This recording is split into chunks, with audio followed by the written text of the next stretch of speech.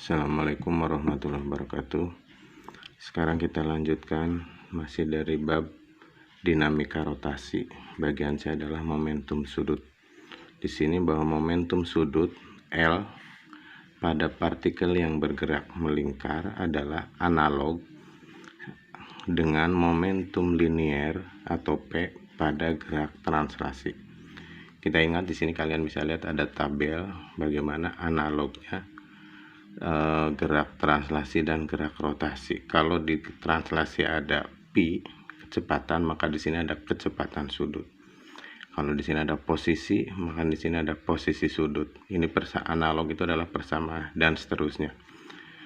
M ada I itu momen inersia. Kemudian momentum pada translasi, di sini ada momentum sudut. Kalau di sini F, di sini torsi. Oke. Sekarang kita lihat P itu adalah momentum pada gerak translasi. P itu sama dengan M kali Pi.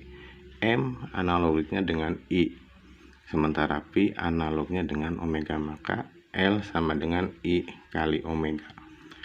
Kalau kita turunkan, I itu adalah MR kuadrat, M omega R kali R. Yang namanya omega R adalah Pi. Kita lihat Pi sama dengan omega R, maka di sini bisa dihitung bahwa L sama dengan M Pi R.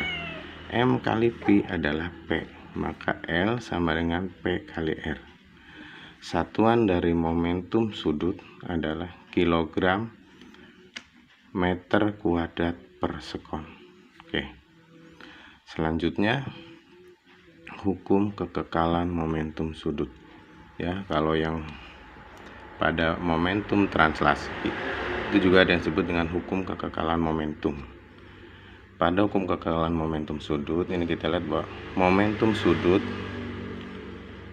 sudut total pada benda yang berotasi tetap konstan jika torsi total yang bekerja padanya sama dengan 0. Jadi maksudnya gini, torsi itu sama dengan F. Jadi kalau ada sebuah benda sedang bergerak melingkar, kemudian dia ada perubahan tapi tidak ada gaya baru yang mempengaruhinya, maka momentum sudutnya adalah konstan.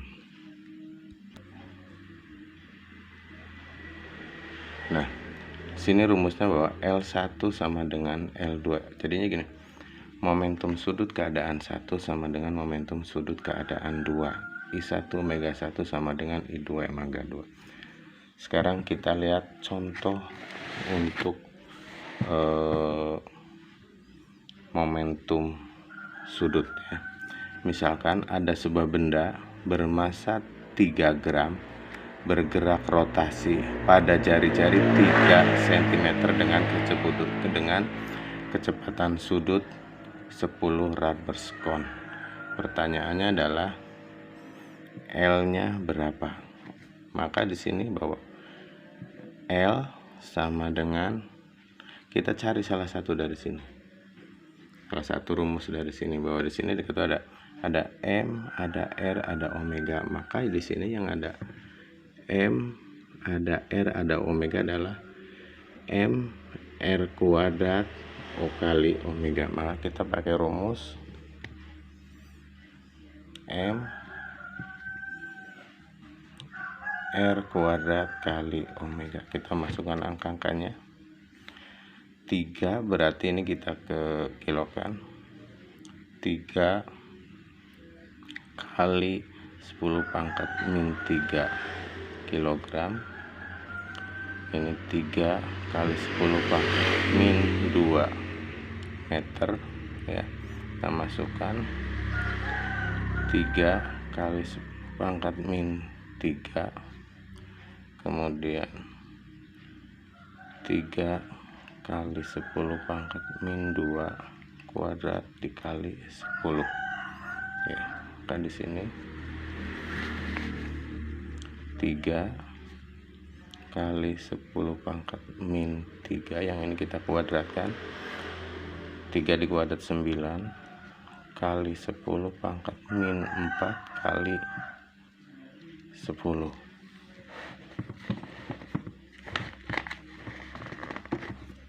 Maka di sini menjadi 270 kali 10 pangkat.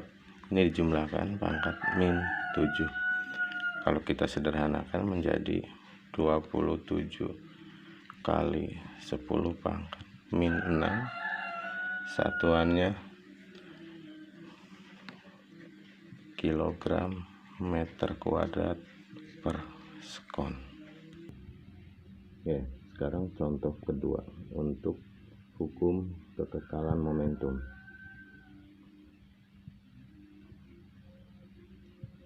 Di situ ada seorang penari balet sedang di atas lantai licin ketika kaki dan tangan seorang penari balet sedang beraksi di atas lantai licin ketika kaki dan tangannya dirapatkan hingga sejajar dengan tubuhnya. Ia mampu berotasi dengan kelajuan atau kecepatan sudut 10 rad per sekon. Pada saat itu momen inersianya adalah 400 kg meter kuadrat.